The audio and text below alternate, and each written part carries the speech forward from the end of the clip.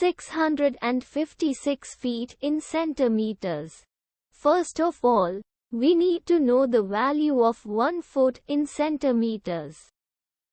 It's always 1 foot equals 30.48 centimeters. Now we have to multiply 30.48 by 656.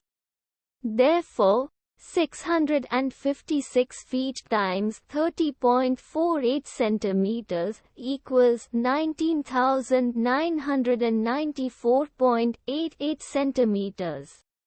So, in other words, 656 feet equals 19,994.88 centimeters.